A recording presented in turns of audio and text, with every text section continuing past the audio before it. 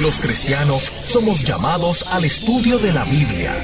Es a través de la palabra de Dios que podemos conocerle y crecer. 104.1 Redentor presenta al pastor José Martínez en Bíblica. Hola, soy el pastor José Martínez Villamil y este es tu programa Bíblica, Estudio y Respuestas de la Palabra de Dios, programa que tiene como propósito ayudarte a conocer mejor a Dios a través del estudio de la Biblia que se transmite semanalmente por aquí, por Redentor 104.1 FM desde San Juan, Puerto Rico y a través de internet para todo el mundo. Muchas gracias por tu fiel sintonía semanal. Para preguntas o comentarios, recuerda que puedes escribirnos a la dirección electrónica pregunta@biblica.com, bíblica con 2K, pregunta@biblica.com. Nuestra oración a Dios hoy es adaptada del Salmo 21, que dice así: Señor, tu pueblo celebra tu fuerza, lo colma de alegría tu victoria. Le has concedido el deseo de su corazón. No has rechazado el anhelo de sus labios. Te adelantaste con buenos augurios, coronaste su cabeza de oro fino. Vida pidió y se la otorgaste. Largo curso de días para siempre. Gran prestigio le da tu victoria, lo rodeas de honor y majestad. Lo conviertes en eterna bendición, lo llenas de alegría en tu presencia, porque tu pueblo confía en ti. Por gracia tuya, del Altísimo, no vacilaremos. Amén. Hoy continuamos con nuestro estudio sobre el Evangelio según San Mateo. Así que dicho todo esto, bienvenidos a Bíblica, un programa de estudio y respuestas de la Palabra de Dios. Estás en sintonía del programa Bíblica, estudio bíblico sistemático y enseñanza de cómo estudiar las Escrituras, con el análisis del doctor José Martínez. Bienvenidos de regreso a Bíblica, un programa de estudio y respuestas de la Palabra de Dios, y hoy con nuestro segundo estudio sobre el Evangelio según San Mateo. En el programa anterior aclaramos lo que significa la palabra Evangelio, buenas noticias, que son las buenas noticias del amor de Dios y de la oportunidad que Él nos brinda a través de su Hijo Jesucristo de conocerle y de tener una relación personal con Él, o sea, con Dios. Una relación iniciada por el mismo Dios en la que nos ofrece el perdón de los pecados y una vida nueva. Todo esto sin nosotros merecerlo, gratis y a través de Jesús. Y de Jesús es que nos habla Mateo, el primero de los evangelios y objeto de nuestro estudio. En el programa anterior aclaramos algunos conceptos generales sobre los evangelios, quién los escribe, cuándo se escribieron, por qué son similares y diferentes, el concepto de los evangelios sinópticos, Mateo, Marcos, Lucas, las similitudes entre ellos y las posibles explicaciones. Y ya en la introducción del Evangelio de Mateo comenzamos hablando de un tema ya familiar para nosotros, porque en la última serie estábamos hablando exactamente de esto, del reino de Dios. Y es importante que entendamos que este tema corre de principio a fin en el Evangelio según San Mateo. Nos ayudará en varias ocasiones a entender su mensaje e incluso su estructura, su trayectoria, etc. Y es que en este Evangelio, entre otras cosas, se presenta esta colisión de dos mundos, de dos reinos. El reino de los cielos, que viene a conquistar al reino de las tinieblas, al reino de Satanás. Esa victoria de Jesús que atrae el reino de Dios, ya comenzando con el material nuevo de hoy, se manifiesta de varias formas.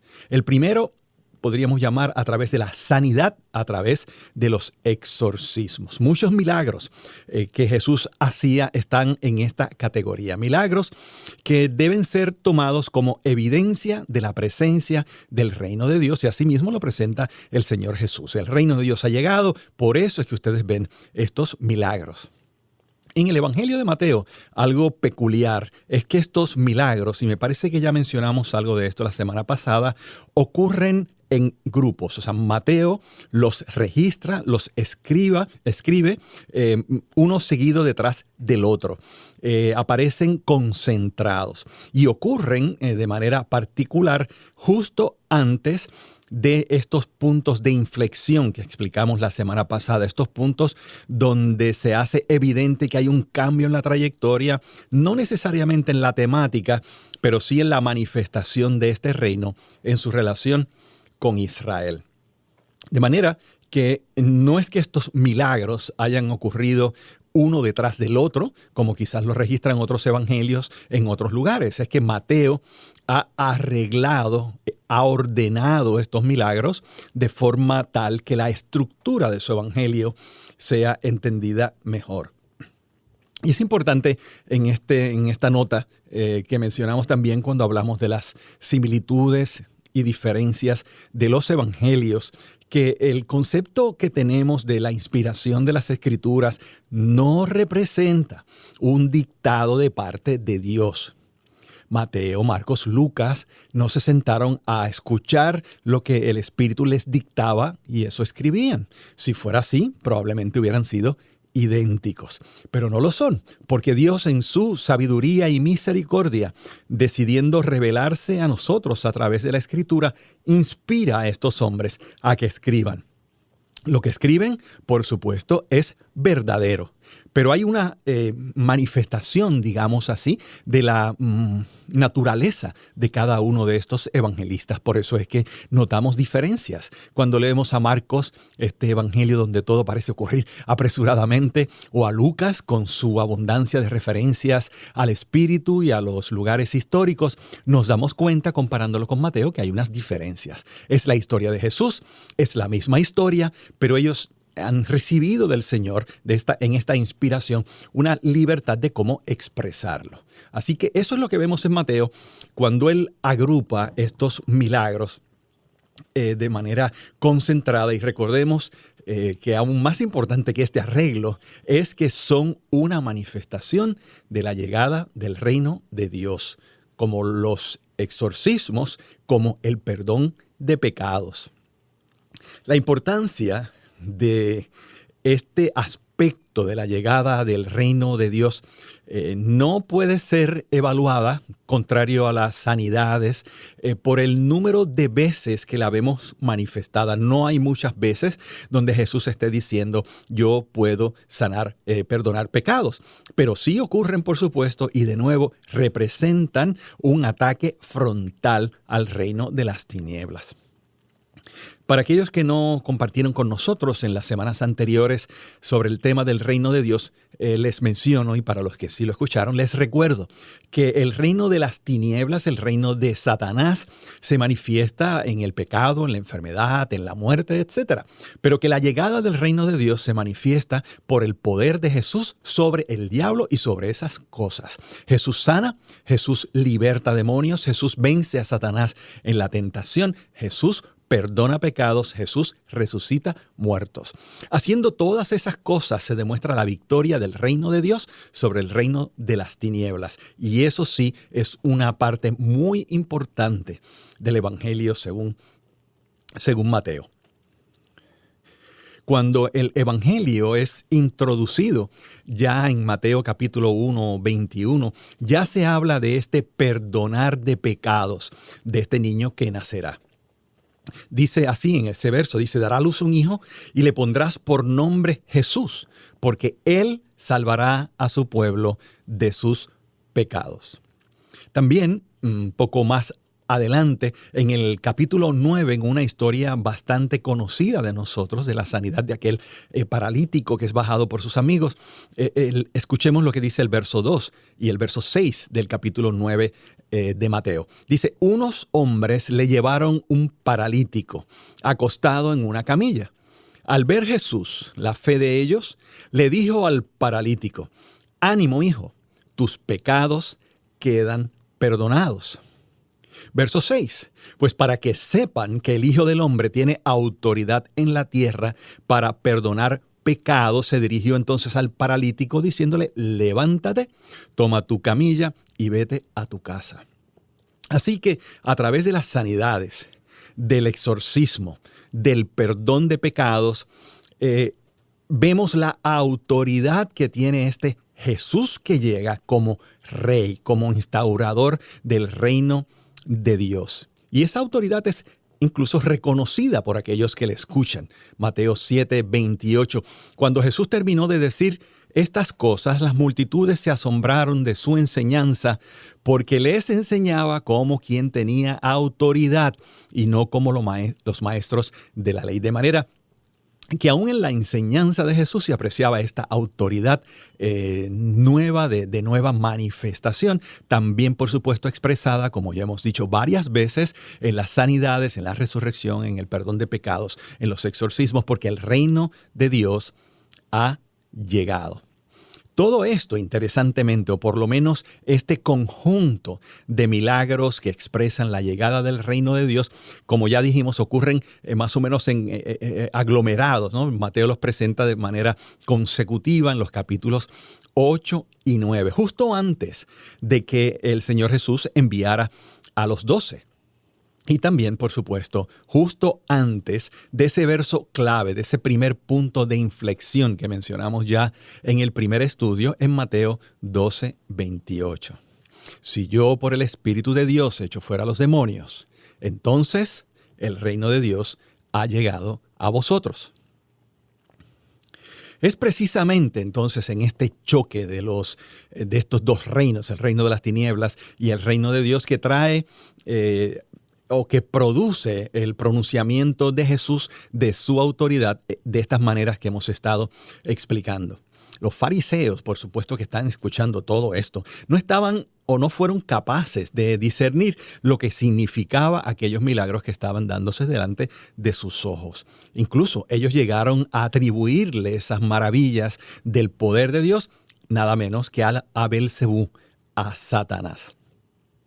En la respuesta de Jesús a esta acusación grave, él hace claro que su capacidad para hacer estos milagros, por supuesto que no viene de Satán, viene del Espíritu de Dios y que representa un daño, más bien un peligro grande desde el punto de vista espiritual atribuirle estas obras al enemigo. Pero en segundo lugar, Jesús también establece que estos milagros, y esto es importante para nuestro estudio, lo fue en el estudio del reino de Dios, lo es ahora considerando el Evangelio de Mateo y su tema central, que él establece que estos milagros son la evidencia visible de esta realidad invisible pero real. El reino de los cielos ha llegado. La victoria del hombre fuerte es la evidencia. En tercer lugar, y esto hace claro que no estamos hablando, o que estamos hablando más bien de un evento grande en el Evangelio según San Mateo, es este poder de Dios el que hace que este momento, hablando ya del final del capítulo 12, sea un momento crucial. Y como ya mencionamos en el estudio anterior sobre el reino de Dios, hay un elemento importante aquí en el Evangelio de Mateo que va junto con el tema del reino de Dios y que es también un tema importante en Mateo. Y es lo que nosotros hoy llamaríamos el discipulado, la seriedad en seguir a Jesucristo, el compromiso con el reino de Dios. Y es que cuando llega Jesús se convierte este momento en un momento de decisión. El reino ha venido y constituye en sí mismo un llamado al arrepentimiento. Pero es un llamado más que arrepentimiento de los hombres a que cambien sus conductas. Y es un llamado a entrar en el reino. Es el llamado al discipulado. Porque este tema, repetimos, es un tema muy importante en el Evangelio según San Mateo. Se refiere directa o indirectamente a través de todo el Evangelio, desde el capítulo 4 ya hasta el final, con ese llamado a la gran comisión. El discipulado está modelado para nosotros en la relación de Jesucristo con los 12. Su base es este llamado de Jesús a seguirle a Él personalmente y, por supuesto, tarea que se le delega, como ya dijimos, a la iglesia en el capítulo 28. La llamada al discipulado en Mateo es la llamada al reino de Dios. Y la llamada al reino de Dios es la llamada al discipulado. Es un llamado como para nosotros hoy, de seguir a Jesús en esta misión de salvación que Él tiene. Él requiere, o ésta requiere, que nosotros dejemos todo lo que sea necesario dejar para seguir a Jesús. Es un llamado drástico y demandante. Envuelve demandas costosas, incluso estar dispuestos a la muerte por Jesús. Por causa de esto, algunos siguen a Jesús, pero no todo el mundo lo hace. De manera que este llamado al discipulado que vemos en Mateo tiene este significado radical. Y es en este segundo punto importante de inflexión en el capítulo 16 y en esta escena bastante conocida por nosotros allá en Cesarea de Filipo, donde se da este diálogo. Jesús le dice a sus discípulos: si alguien quiere ser mi discípulo, tiene que negarse a sí mismo, tomar su cruz y seguirme. Porque el que quiera salvar su vida, la perderá. Pero el que pierda su vida por mi causa, la encontrará. ¿De qué sirve ganar el mundo entero si se pierde el alma? ¿O qué puede dar el hombre a cambio de su vida? Es un llamado, este llamado de Jesús al discipulado, a un estilo de vida tan radical que solamente la cruz lo puede representar. Y como su maestro, como nuestro maestro, cada discípulo es llamado a cargar esta cruz, como ya se ve en Mateo capítulo 16. Pero también este llamado al discipulado exige una forma de vida, una conducta, una ética. El capítulo 5, capítulo 6, capítulo 7 de Mateo, en este maravilloso Sermón del Monte, se ve cómo el Señor Jesucristo establece cómo es o cómo debe ser la conducta de sus discípulos. Interesantemente, es como si Jesús estuviera considerando algunas de las enseñanzas de los mandamientos del Antiguo Testamento, los estuviera explicando o incluso ampliando. Tal es la ética del reino de Dios. Es una ética, y esto es muy importante recordarlo hoy, que no se basa solo en escuchar, se basa en escuchar y hacer. Estas palabras de desafío a la obediencia son las últimas palabras que escuchamos en este Sermón del Monte al final del capítulo 7. De manera que el discípulo es llamado a escuchar, a creer, pero también a hacer. Porque este carácter interior, transformado, podríamos decir, es la evidencia de la vida de Jesucristo en nosotros, pero se manifiesta externamente a través de estos frutos. Por eso es que la proclamación del reino de Dios al mundo se hace una mención específica, más bien, de hacer que estos discípulos a su vez enseñen todas las cosas que el Señor nos ha mandado. Claro está, esta presentación del reino de Dios que hace Jesús, con el concepto del discipulado como eje, y tan evidente, presente y central en el Evangelio según San Mateo, no necesariamente fue bien recibido por todos. Y hay algunos que abiertamente lo rechazan. El reino es de Dios, pero su manifestación dentro de los hombres, manifestada por el poder de Dios, puede ser evaluada, puede ser recibida, puede ser rechazada. Y aunque nos parezca a nosotros los cristianos evangélicos extraño que este pueblo, el pueblo de Israel, que lleva siglos esperando el cumplimiento de las promesas de Dios, cuando esta promesa se cumple, le dan la espalda y lo abandonan, eso es exactamente lo que sucede. Y es en estas parábolas que ya explicamos en otro momento, en las parábolas del reino de Dios o del misterio del reino de Dios, la parábola de las 4 semillas y otras, donde Jesús mismo dice, este reino, aunque es el reino de Dios, aunque es el cumplimiento de las promesas, puede ser rechazado. No todo el mundo lo va a aceptar. El reino ha llegado, pero algunos le darán la espalda. Tanto así que hay este momento, llamaríamos trascendental en la historia de Jesús, cuando Jesús a sus discípulos y refiriéndose a Israel, en vista de este rechazo contundente y total al reino de Dios, dice, el reino será quitado de ustedes y se le dará a un pueblo más digno que ustedes. Este es uno de esos momentos, no solo en el Evangelio de Mateo, en la historia de la redención, en la historia del trato de Dios con la humanidad. Este es uno de esos puntos verdadera e increíblemente trascendental. ¿Por qué? Porque este reino de Dios ha sido anunciado al pueblo de Israel, que es el pueblo de Dios.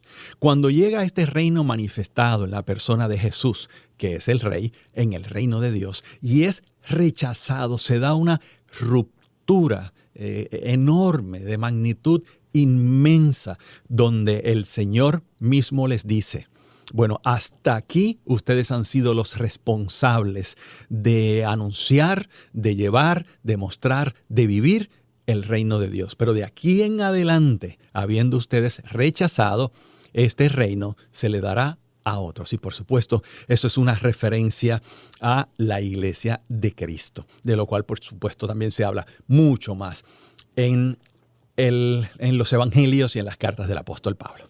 Muy bien, hasta aquí hemos terminado con todos los datos introductorios del Evangelio según San Mateo, que espero yo, confío yo, nos ayuden a entender ya cuando entremos, como en breve lo haremos, a la discusión de sus diferentes capítulos. Así que no te retires, disfruta de esta pausa musical, que luego de ella vendremos ya con el capítulo 1 del Evangelio según San Mateo. Esto es Bíblica. Sigue en sintonía del programa radial que te brinda herramientas para estudiar y comprender las Escrituras. Esto es Bíblica. Sigue en sintonía del programa radial que te brinda herramientas para estudiar y comprender las Escrituras. Bienvenidos de regreso a Bíblica, estudio y respuestas de la palabra de Dios. Estamos estudiando el Evangelio según San Mateo y hasta aquí hemos dedicado programa y medio a algunos temas introductorios.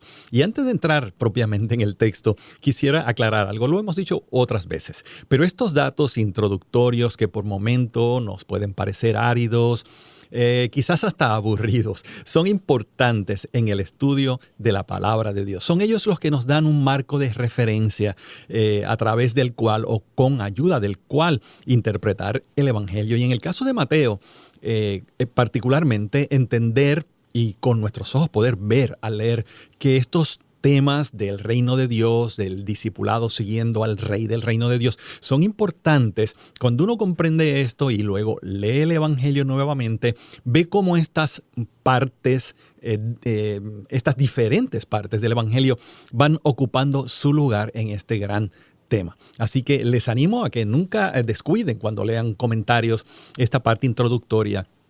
Aprendamos a apreciarla porque nos darán ese contexto general a través del cual podemos entender mejor las Escrituras. Así que espero que haya sido de provecho para ustedes. Ahora comenzamos con el capítulo 1 de Mateo. Y este evangelio comienza con la genealogía de Jesús. Yo no sé ustedes, pero yo en mis primeros años de cristiano, cuando llegaba algunas de estas genealogías, particularmente las del Antiguo Testamento, le daba velocidad a mi lectura y apenas pasaba mis ojos por todos esos y fulano engendró a fulano, engendró a fulano. Y quizás algunos restan importancia a estos primeros 6 versos del Evangelio de Mateo por eso, porque es una genealogía y qué nos importa a nosotros. Pero es importantísima esta genealogía, particularmente aquí comenzando este Evangelio de Mateo.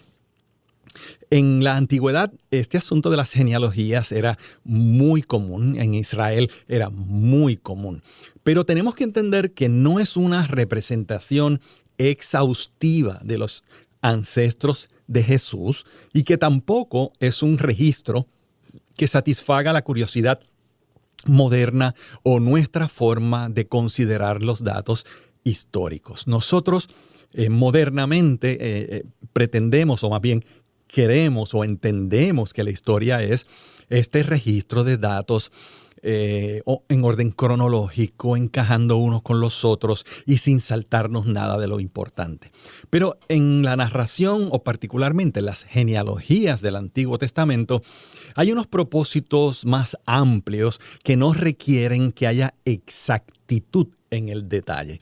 Y esto es importante para nosotros entender entonces qué papel juega esta genealogía y por qué tiene las características que tiene. Bien, así que recuerden, no es un registro que satisfaga nuestra forma moderna de analizar la historia. Es una recopilación parcial y aún más, está especialmente arreglada para mostrar que Jesús es el Mesías, el Rey prometido. Repetimos que este tipo de arreglo no es raro, no indica falta a la verdad, sino que es una herramienta, una forma de hacerlo en la antigüedad ampliamente aceptada. Por supuesto, no se interpretaba como falsa, como equívoca o inexacta una genealogía así. Y lo observamos nuevamente, como ya he dicho, en este arreglo especial que nosotros observamos en la genealogía que nos da Mateo comenzando su evangelio. Hay 3 series de 14 personajes y por supuesto 14, 7 por 2, ese número importante en el Antiguo Testamento. Así que son 3 series de 14 personajes y a su vez asociados con momentos particularmente importantes e interesantes en la historia de Israel. Así que repito esto, la genealogía que nos presenta Mateo, que tiene un propósito que explicaremos en breve, es una genealogía que como al estilo antiguo no intenta precisar con exactitud, este es el padre de fulano, de fulano, de fulano, sino que su intención es más amplia que esa. Y en el caso de Mateo está arreglada esta genealogía en 3 grupos de 14, cada uno de ellos asociado con eventos importantes de la vida de Israel. ¿Cuáles son los aspectos que son de interés especial en nuestro estudio y que podemos derivar de esta genealogía? Lo primero es que Jesús es descendiente de la tribu de Judá y por lo tanto tiene derecho al trono. Lo segundo, muy especialmente relevante, es que este Jesús es descendiente de David. Así que tiene carácter mesiánico este niño que va a nacer, cuyo nacimiento se explica un poco más adelante. Tercero, esta genealogía nos ayuda a ver, junto con los versos que le siguen, que el nacimiento de este Jesús obedece al cumplimiento de profecías del Antiguo Testamento. 5 de las 11 citas de cumplimiento profético que hace Mateo en todo su evangelio se encuentran en estos 2 primeros capítulos, capítulo 1 y 2 de Mateo. Así que con el propósito de demostrar que este niño que nace tiene derecho al trono, es Mesías, usa el cumplimiento de las profecías del Antiguo Testamento. Interesantemente, otra peculiaridad de esta genealogía, como seguramente ustedes han escuchado anteriormente, es que hay tanto gentiles como mujeres en esta genealogía, que no puede ser otra cosa sino el anticipo de la inclusión de todos los creyentes, judíos y gentiles o no judíos por igual, en el plan de Dios.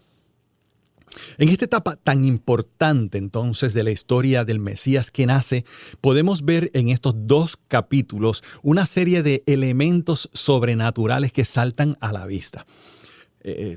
Entendamos, van a ser el Hijo de Dios, van a ser el Rey prometido, van a ser el Mesías anunciado a Israel. Así que este nacimiento se da en el contexto de una serie de eventos sobrenaturales. Y en estos 2 primeros capítulos, especialmente desde el 1:18 hasta el 2:23, y luego de esta interesantísima e importantísima genealogía, nosotros vemos que hay una serie de eventos sobrenaturales que enmarcan el nacimiento de Jesús. Es como si fueran los anuncios periféricos que nos ayudan a darnos cuenta. Esto que está pasando aquí no solo es importante, es sobrenatural, viene de parte de Dios. Bueno, ¿a qué nos referimos? Primero, por ejemplo, la concepción virginal. Este Jesús que nace como Salvador, nace sin la intervención del semen humano, de un padre biológico. Es el Espíritu Santo mismo quien hace, como dice en otro lugar, sombra sobre el vientre de María, de manera que Jesús nace de una virgen. Y esto, por supuesto, sabemos que es milagroso, sabemos que es motivo de burla de amigos y amigas que prefieren no creer estas cosas. Los creyentes, sabiendo que Jesús resucitó de entre los muertos, no tenemos ninguna razón para dudar de la veracidad e historicidad de estos hechos. Bueno, número 1, en estos elementos sobrenaturales relacionados al nacimiento de Jesús, la concepción virginal. Número 2, el anuncio de los ángeles. Estos ángeles que intervienen en la preparación para el nacimiento de este niño, el ángel que viene a anunciarle a María, el ángel o la revelación de un ángel a José en sus sueños. Dios está interviniendo sobrenaturalmente. Tercer elemento sobrenatural, por supuesto, aunque quizás lo pasamos de largo al leer rápidamente este pasaje, es que quien está naciendo es el Salvador. Llamarás su nombre Jesús, porque Él salvará a su pueblo de sus pecados. Y esto es un evento de magnitud increíble. Cuarto, es el cumplimiento de las profecías. Como veremos un poco más adelante, Mateo nos enseña cómo este evento del nacimiento de Jesús y su niñez representa el cumplimiento de algunas profecías del Antiguo Testamento. Número 5, como elemento sobrenatural, es el nombre especial que recibe este niño. Es Emmanuel, es Dios con nosotros. Y para nuestros oídos, acostumbrados a los villancicos e himnos de Navidad, a la historia de Navidad, en la forma en que los cristianos la vemos, quizás este nombre Emmanuel ya ni representa nada importante, pero recordemos, este es el Mesías judío prometido al pueblo judío. Es un pueblo que centrado en la ley, es claro en que tienen y adoran a un solo Dios, de manera que anunciar a un niño que nace, cuyo nombre es Emmanuel, cuya naturaleza es Emmanuel, Dios con nosotros, el Hijo de Dios, Dios encarnado. Créanme, esto es un acontecimiento sin precedentes y un anuncio particularmente importante. Sexto, la visita de los sabios, de los cuales comentaremos un poco más en breve. Pero estos sabios que llegan desde lejos, guiados de una manera sobrenatural por un fenómeno astronómico, es otro de los eventos sobrenaturales que rodean al nacimiento del niño Jesús. Número 7, la protección de Dios, como Dios a través de anuncios angelicales o revelaciones, le indica a José qué tiene que hacer, que tiene que dejar, que salir de Belén, irse hasta Egipto, que ya puede regresar a tierra de Palestina, ¿no? Luego que la amenaza pasa. Toda esta protección divina es otro elemento sobrenatural. Y el octavo, que tiene que ver con la visita de los sabios y es particularmente importante por la misma razón que ya antes mencioné con el nombre Emmanuel, es que estos sabios que vienen buscando al rey que ha nacido de Israel, cuando lo encuentran, lo adoran. Nosotros le damos más importancia a los regalos, al oro, incienso y mirra, pero lo más importante aquí es que estos personajes extraños como son, reconocen que quien nace no es un rey cualquiera, es Dios encarnado. Merece recibir adoración. Así que estos 8 elementos sobrenaturales, Mateo nos los presenta como, digamos, la evidencia de que algo sin precedentes, increíblemente importante y de Dios está ocurriendo. La concepción virginal, el anuncio de los ángeles, la misión de Jesús como Salvador, el cumplimiento de las profecías, el nombre especial que se le da a Emmanuel, la visita de los sabios, la protección de Dios y la adoración de los 3 sabios. Ahora, antes de continuar con lo que sería el estudio propiamente de los versos que siguen, es importante detenernos para hablar de algunos errores comunes cuando consideramos esta historia, particularmente cuando ya nos estamos acercando a la época navideña. Errores comunes, el primero es que recuerden que sobre estos personajes extraños que vienen de Oriente no son ni reyes, ni magos, ni 3. No se menciona que sean magos, no se menciona que sean 3. Son 3 los regalos y por supuesto no son reyes. Son sabios de Oriente, quizás hombres que estudiando los astros y quizás con un corazón humilde, Dios se ha revelado a ellos de alguna forma para nosotros desconocida y aparecen aquí en la escena. Así que recuerden, ni reyes, ni magos, ni 3. Lo segundo es que la visita de estos personajes no se da en el pesebre.